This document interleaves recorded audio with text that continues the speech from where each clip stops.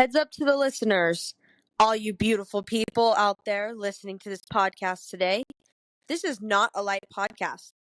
I will be talking about sexual assault, rape, pedophilia, verbal, mental, and physical abuse, child abuse, suicide and suicidal ideation, also a woman cutting open her own belly button with scissors. Viewer discretion is heavily advised. So now let's buckle in and get right into it. My name is Sage Whitney. I am 25 years old, and I am a survivor of narcissistic abuse. I always say that if you go through something, you now have an opportunity to share it and heal others. It would be selfish of me to go through something and not use it to heal and assist other people. That is why I'm here, people. That is why I'm here. I've always been a fan of horror movies, and the idea came to me late one night of comparing surviving my abusive past relationship with the horror movie Lights Out. The scary lady Diana, who is the main creepy lady in the movie, would be my ex. And I would probably, unfortunately, be the mom who was enslaved to Anna, and at the time, heavily depressed and semi-manic. I will be spoiling and analyzing this whole movie. So if you have not seen it, go watch it right now because I will be spoiling everything. Lights Out is written by Eric Hezer and directed by David F. Sandberg. This movie is extremely cinematically beautiful and scary. So scary that I couldn't sleep in my own room for weeks without the lights on. And to this day, one of my favorite actresses and first ever Hollywood crush, Teresa Palmer, stars in it. So let's go over the first scene of the movie. Alright? We start out with a man in an office and an unsuspecting mannequin warehouse. It's dark, it's creepy, it's aloof. There's some really small overhead lights. He's working at his desk and he's on the phone. His subordinate is walking through the warehouse and goes into the room right outside his office. So she's basically at his door and she looks outside to another room right by his office. Before she knocks on his door, she sees the silhouette of a mangly woman in the doorway opposite of the room. But as soon as she turns on the light, she disappears. She flips the lights on and off a few times to see the silhouette get closer and closer to her. Every time she turns off that light, she's closer to her. And it spooks her. The man sitting at the desk, who is Teresa Palmer's stepdad, her name in the movie is actually Rebecca. He is on the phone when the coworker comes to him freaked out. "Boss, I saw something out there." "Huh?" He barely responds, caught up on the phone. He waves her away. "Be careful out there, okay?" He once again waves her away. Then he gets murdered by this mangly demon woman who thrives in darkness. Yep, he was warned. How many times in our lives are we warned about someone very dangerous, only to not even listen? Just wave away people that care about us because we think we know what's best. Plot twist, we don't. Listen to the warnings, and there will be lots with a narcissist. Trust me. I met Aaja Brown at a skilled nursing facility in Salt Lake City. This is also her alias for HIPAA reasons, so I will not be saying her real name. She had short, curly hair and dark rings around her eyes. She was barefoot on the bed. I just remembered that because residents are always super, super cold. And I've seen so many black and blue toes, just as my experience being a CNA for 5 years. So I thought it was weird, but not in a bad way. I just thought it was funny. I just remember her not having socks on. I smiled and I said hi, and I walked past her and I hung up an activity calendar. I don't remember her acknowledging me, but now I know she did. Unfortunately, narcissists and abusive people can see a kind person that they can use from a mile away. I didn't see her for another few days after that. I had 2 jobs at the time. One was at the facility, and I was the activity assistant director.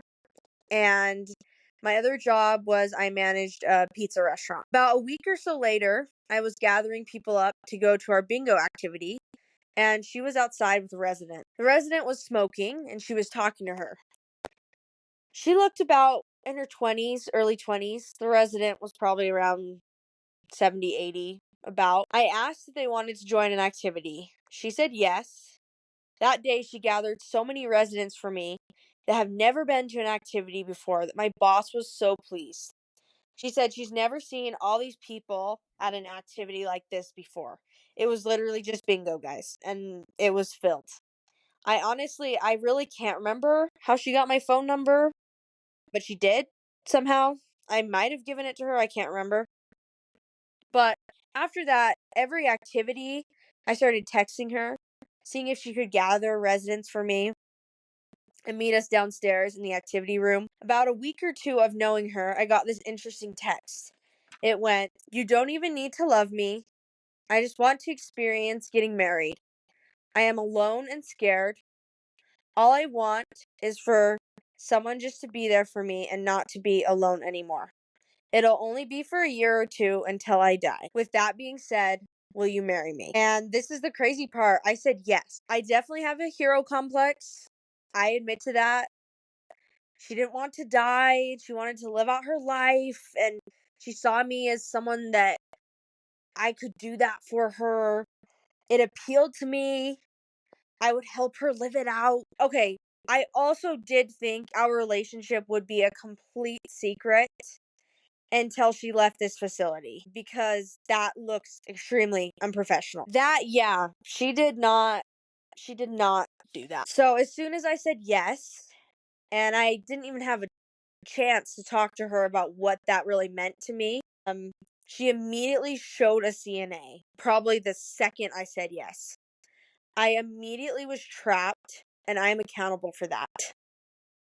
I will take accountability for not further explaining things, not asking more questions, not being like, "Hey, are we okay just to be friends for a while and then we can see where it goes?"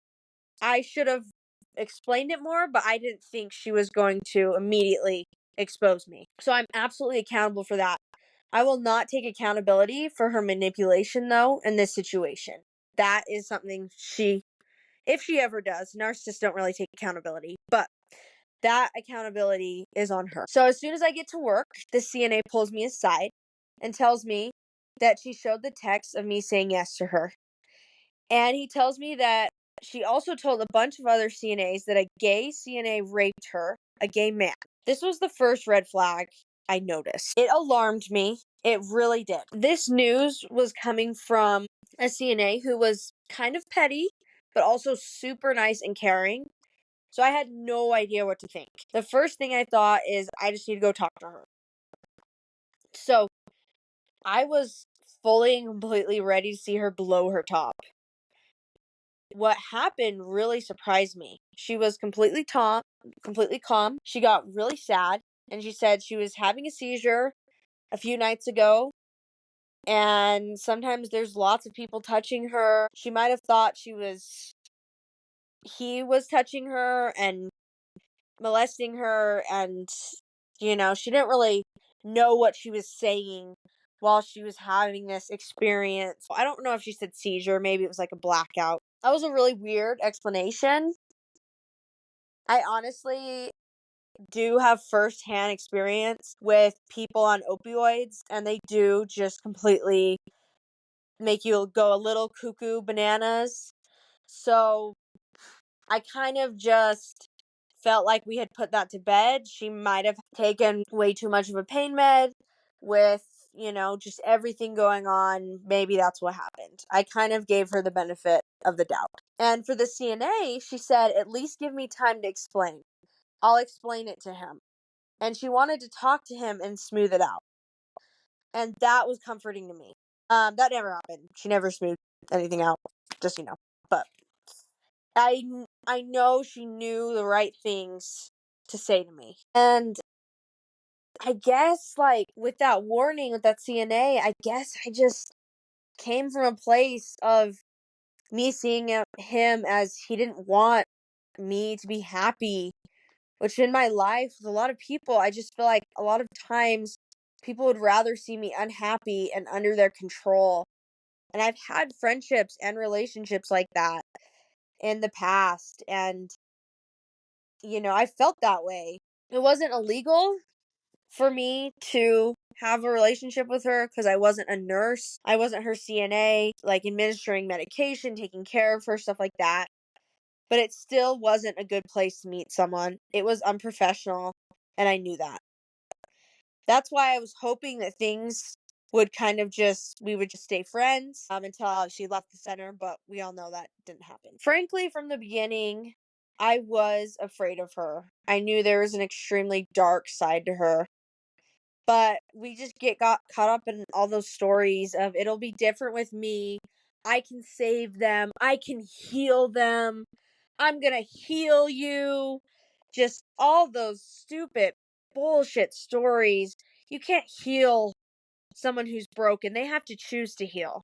And a narcissist isn't going to change. Okay? Everything they're doing is working for them. So I was foolish myself to thinking I could change, I could heal you, all that. It wasn't ever going to happen. What really got me, though, when we started talking in her room, kind of over text, when I would come and visit, she had told me time and time again throughout the relationship, everyone leaves me. Some part of her knew that I had these abandonment issues. Narcissists can see right through you, and they're dangerous like that. And she knew that. And that was the cause that really got me to stay through all of this craziness, was that emotional manipulation of, oh gosh, everybody leaves me. And I had felt that way my whole life.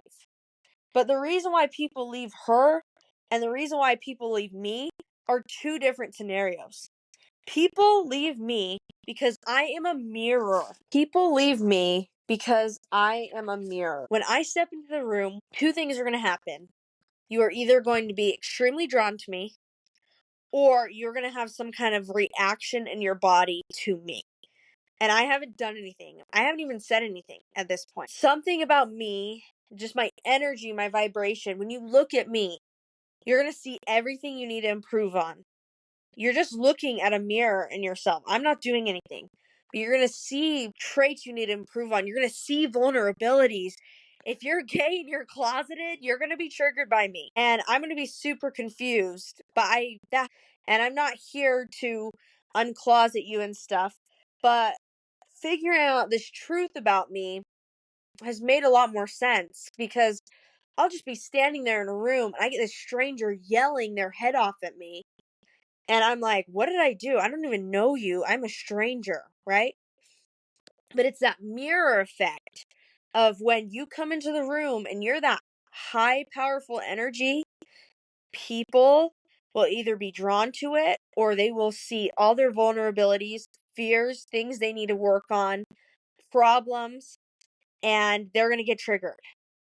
And that's why in the past, people have left me, because a lot of people just, they see me and they know what they need to improve on, and they have to say goodbye to go on their journey. I feel like, in a way, I kick off people's enlightenment and learning. But also at the same time, for someone to go learn and fulfill their own divine mission, it takes them having to leave. And sometimes that leaving can be extremely painful. So that is why people me. But the reason why people leave her is, looking back, it's because she abuses her friends and family so badly to the point where they want nothing to do with her. That is two different reasons to leave someone. All right, guys. So I know you're probably like freaking out right now. Like, Sage, I don't want a Diana in my life. And I don't want a Diana in your life either. Okay? I am writing this podcast to educate and to assist people in seeing red flags, so you don't get into the same situation that I did. All right. So here are 5 red flags of a female narcissist. The reason why I say female is I do have experience with narcissistic males, but it's mainly just been females latching on to me my whole entire life, basically. I'm going to be honest, females are a lot more dangerous because they play the victim. When you get people to feel sorry for you, then you manipulate them and you control them that way. So I feel like male narcissists are, yes, dangerous, but female narcissists will really get into your head. All right. So, number one, they have no boundaries. Okay. They don't have boundaries. They don't want you to have boundaries. All right. Asia, she was friends with all the residents of the skilled nursing facility. She gets a call from her friend at a 7-Eleven, and meanwhile she is with my friend that met her. And the friend says, I'm met out at a 7-Eleven. Can you pick us up? And she goes, yep.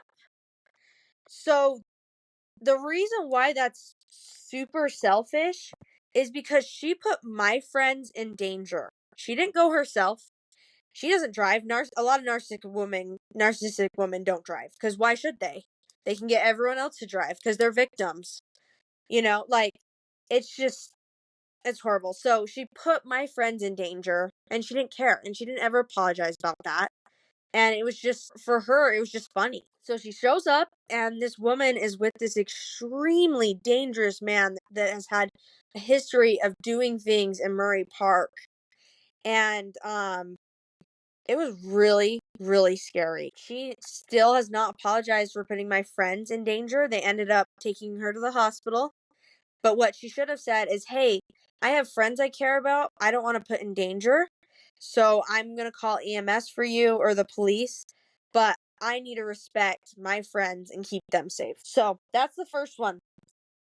Second one is no friends. I have no one. I have heard this from female narcissists so many times, and we already went over this. You have no friends because you abuse all your friends and manipulate all your friends to the point where they don't want to be friends with you anymore. You have borrowed thousands of dollars of cash from them, from which you will never pay back. That pisses people off. Okay? Number 3, can't stand to be alone. This is so true. If you can't stand to be alone, you don't like hanging out with you. So if you can't stand to be alone, that's saying you really severely dislike yourself. And you're going to treat people how you treat yourself. So when you treat yourself like crap, you're going to treat your partner and everyone else like crap. That's just how it goes. It's all just deflection, right? You have a lot of good inside, you'll give a lot of good on the outside. Vice versa with a narcissist.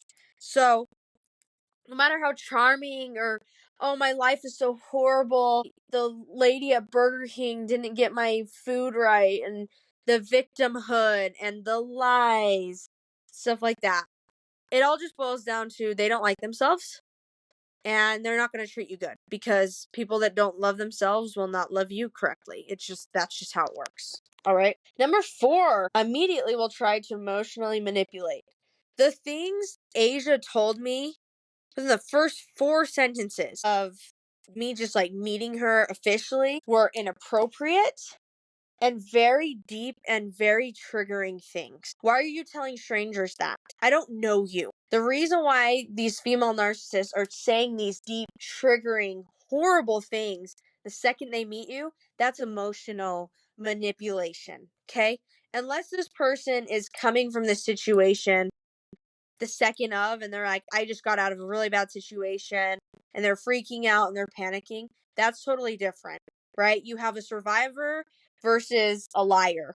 So you have these narcissists that they're immediately just trying to work at your heartstrings, because as soon as they can get to emotionally manipulate, they got you. They have your finances, they have your life, they have your brain, they have your body. It's all theirs. So they're going to do anything they can to immediately emotionally manipulate you. Number 5, tries to force intimacy too soon. Thinks you're closer than you are. That's a huge one. As you can see with my experience, she immediately just thought I could marry her, right? I didn't even know her. I was a stranger to her. And most of our relationship, I actually didn't like her. I think that's funny too, is these narcissists think everyone likes them. And everyone believes all their lies, their thousands of lies, when everyone can see right through them. But they're so egotistic, they think they're the smartest people in the room. Right? So we have our 5 red flags. And I'm hoping that can hopefully give you a little bit of clarity of what to look out for just initially meeting any female narcissist to kind of identify who am I working with right now. All right, so the next thing that happens after the marriage proposal debauchery is I get a text from my facility director, and she says, Sage, what's going on with you and room 24? That's a room I just made up, but that's what we're gonna do right now. And I called her, and I remember explaining to her, like, hey, she's dying, she's scared, you know, like, maybe this could be my shot at actual love, like, I just want to be there for her, you know, stuff like that. The director just said, yeah, well, it sounds like a lot of things happened this weekend. So I think she was gone that weekend. I was taking over a couple days. And I just kept trying to say, yeah, I'm really happy. It feels really good, you know? And I think what I was trying to say is, I'm just happy anyone wants to marry me. I live in Utah. I'm a lesbian, right? It's not the greatest experience dating other girls in Utah. Most of them are still pretty closeted, even though it's 25, you know, and I respect the time it takes for people to come out of the closet. Most of them are Mormon or former LDS, and so they're really ashamed of being gay. And most of the time when I date a girl, it would probably get through 1 or 2 dates, and then she ends up going back to her boyfriend. That's happened to me about 5 times. It's kind of just the normal thing to happen to me at this point. And I also think it goes back to the mirror thing I was explaining to you within myself. Like, these people, they see that I'm out of the closet and I'm proud and I'm okay, and they think, wow, I still need to do that.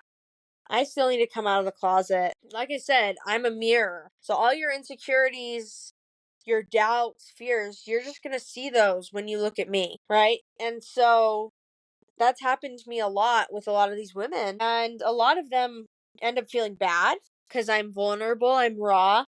And they realize, wow, I do need to come out of the closet. And I shouldn't be doing this to her.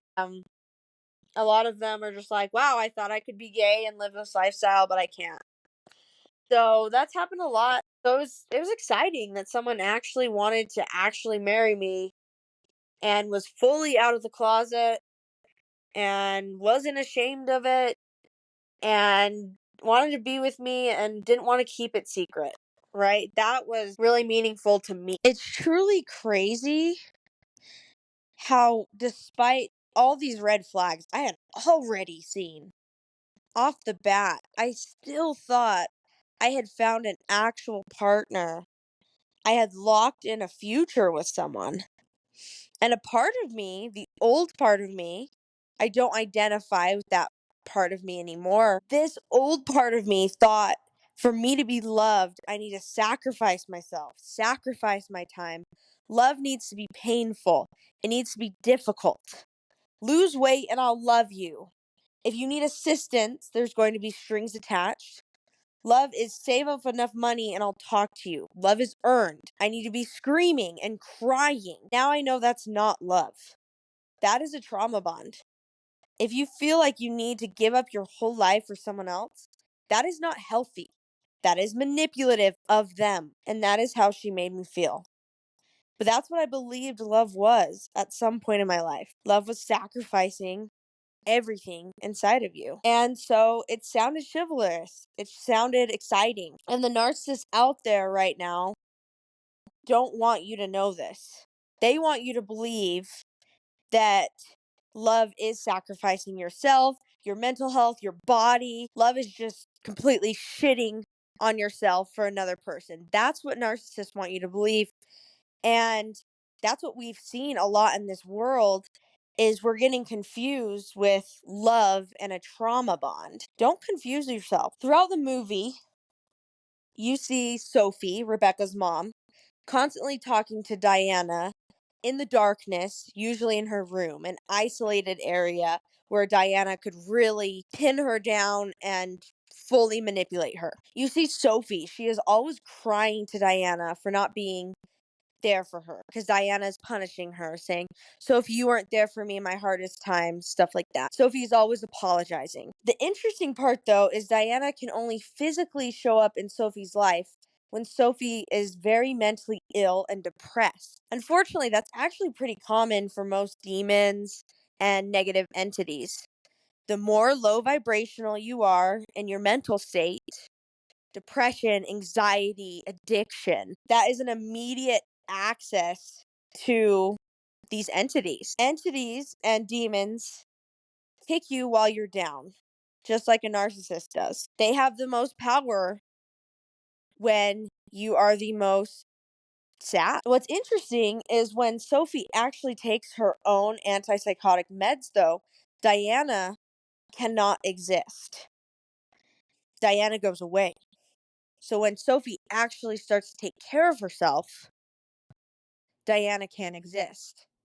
Just like with a narcissist, I would have Aaja beg me to not go to the gym, to not take care of myself. She would try to pay me to get out of Orange Theory because she didn't want me to improve, to grow, to even help my mental health. Because the more mentally ill I was, the easier she could control me. So as you start taking care of yourself, a narcissist ultimately is going to start trying to prevent that from happening. And the saddest part of this whole movie is that Sophie just really wants a friend to talk to. She thought Diana was giving her love. She thought that's what love was. Constantly apologizing for setting boundaries, constantly feeling bad because you didn't want to be around someone who drains the life out of you. That's what Sophie thought love was. And she's currently grieving the loss of her mannequin warehouse dead husband. And that is when Diana has full reign, is when Sophie is grieving. That is when Diana always comes back, when Sophie's in a horrible place mentally. And Sophie thinks she's receiving love and care. What Sophie doesn't know until the end of the movie, though, is that her husband, that she thinks abandoned her and young Rebecca, he was actually murdered by Diana. Just like him, her former husband met the same fate. To my listeners, who around you actually wants the best for you? Who around you right now, analyze your life, your people in your life, wants the worst for you? What are your mini Dianas in your life? It could be a place, an addiction, a friend that is always smiling at your downfall. We all have one. Why are you still allowing this friend access to your space or energy? At what point do you have enough respect for yourself to walk away? Because this person isn't just going to hurt you.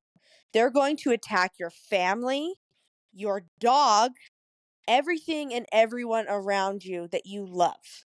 And that's what happened to me. All right, y'all, I want you to quote this because I made this up. And I hope someone else didn't make this up. The right amount of kindness to the wrong person is how you end up dead. Okay, so I didn't kill myself because I'm here today. I was finally able to get away. And unfortunately, it was at someone else's disposal. And we'll get to that in the next episode.